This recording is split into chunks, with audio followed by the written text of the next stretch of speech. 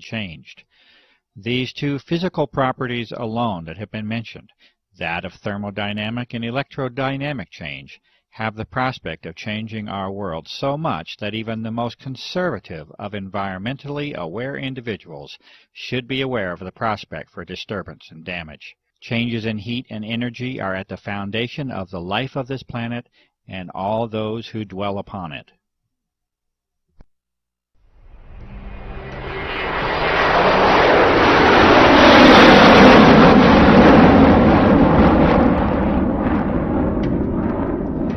It is a necessary, logical, and natural extension to our discussion of applications to include the almost inevitable role the military assumes within them.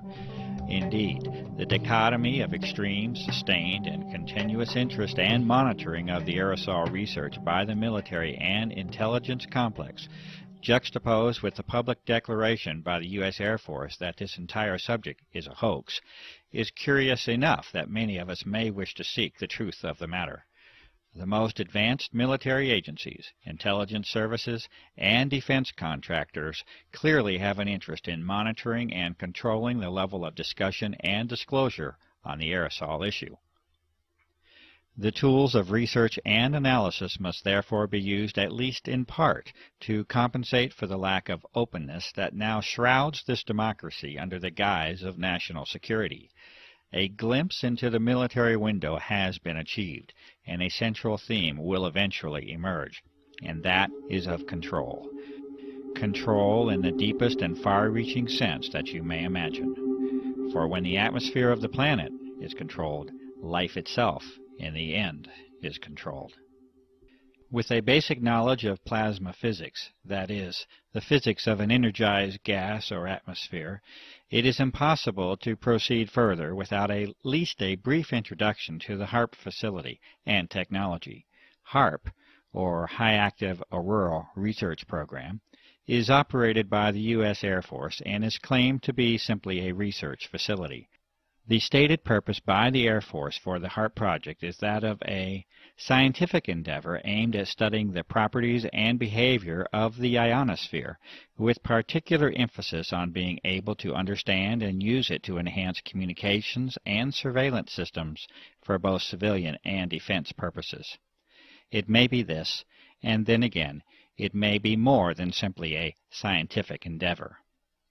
It may also be enlightening to consider United States Patent 4686605 by Bernard Eastlund in 1987 entitled, A Method and Apparatus for Altering a Region in the Earth's Atmosphere, Ionosphere, and/or Magnetosphere.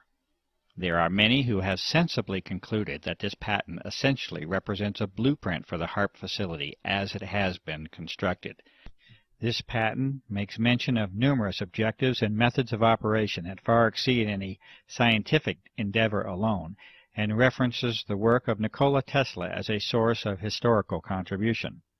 The amazing inventions and achievements of Tesla with respect to energy transfer and amplification, including the use of the atmosphere as a medium for sending energy from point A to point B, are well documented.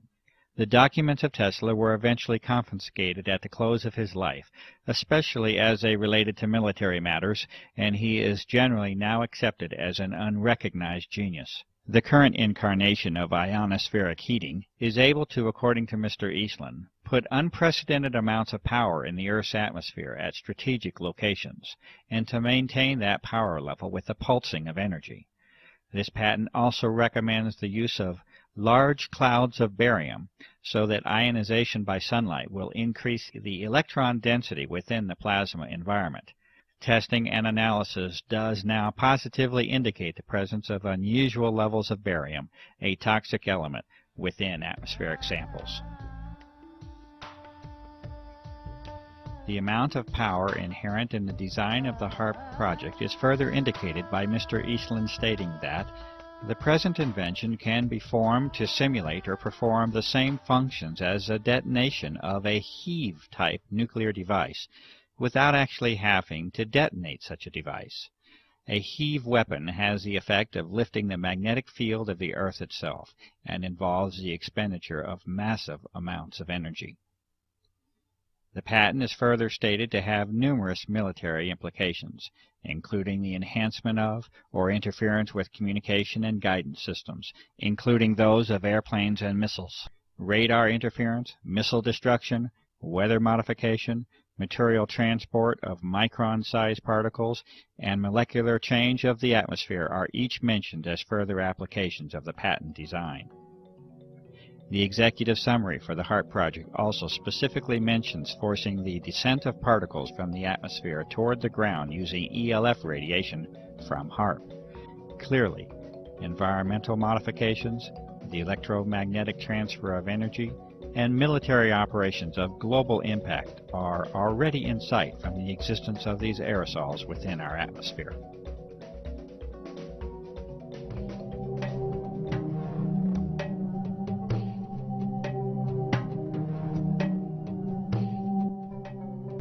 In 1977, the United States Senate held hearings on the subject of biological testing by the Department of Defense on human subjects without their informed consent. In the opening statement, Senator Kennedy identifies the key issue of the hearings, the known use of Americans as unwitting human subjects for open-air germ warfare testing conducted in the public domain by officials of our own government. Furthermore, he poses the critical question, should a democratic people cede to its government the full responsibility of determining when secret tests on unwitting subjects are necessary to protect the nation's security?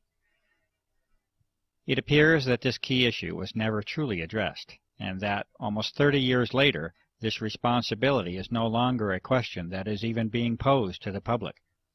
It is a fact, however unpleasant and distressing the consideration may be, that biological components have been repeatedly identified in a series of tests of atmospheric samples over a period of several years.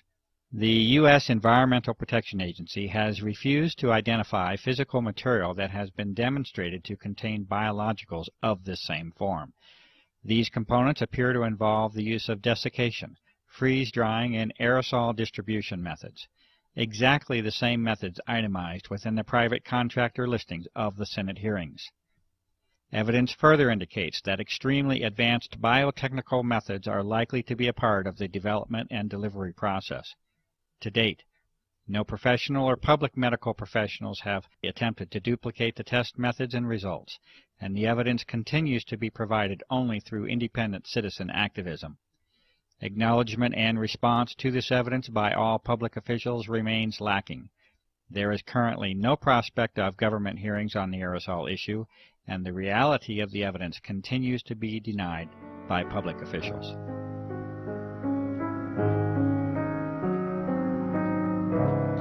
And lastly, although more conceptual in nature than our earlier discussion on environmental modification, electromagnetic, military, and biological aspects of the aerosol issue, it is not unreasonable to consider interactions with the Earth as a whole.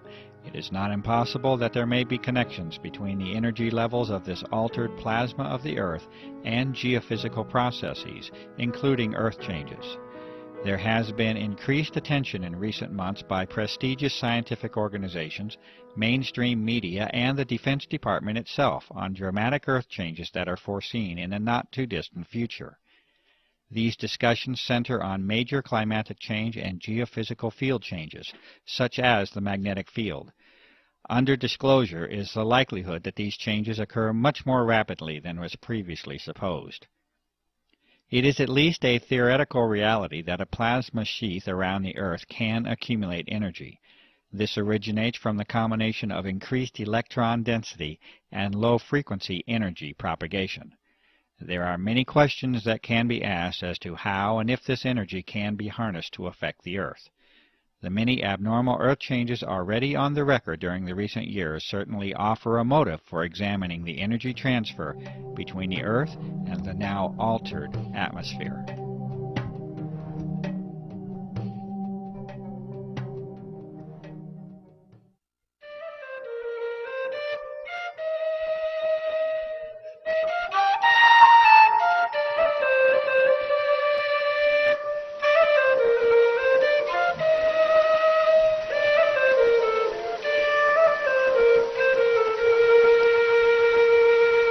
You have seen traces of a world still in a state of beauty, and you have seen the signs of a terrible change.